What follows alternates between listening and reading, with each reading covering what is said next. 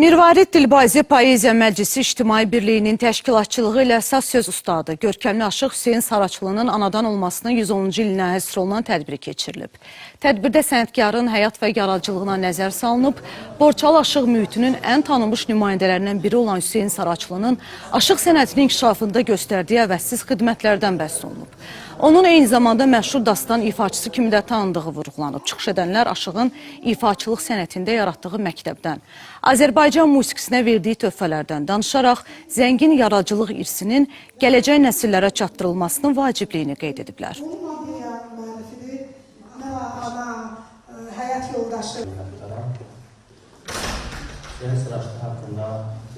Ona görə 7 dənə filmdə iştirak edib.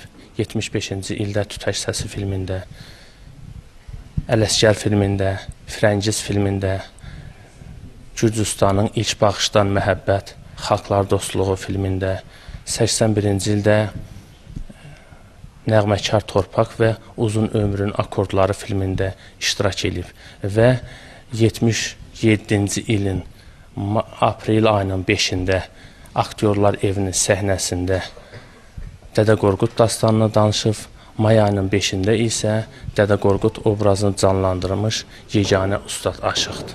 Bir dastan aşığı idi. Özünə məxsus ifa tərzi, oxuma tərzi var idi. Türk dünyasının ünlü ozanı idi Hüseyin Saraçlı. Mirvarid Dilbazi Poeziya Məclisi olaraq anadan olmasının 110 illiyi münasibəti ilə, vəfatının 39-cu münasibəti ilə adına bir tədbir düzənlədi ki, ruhu şad olsun.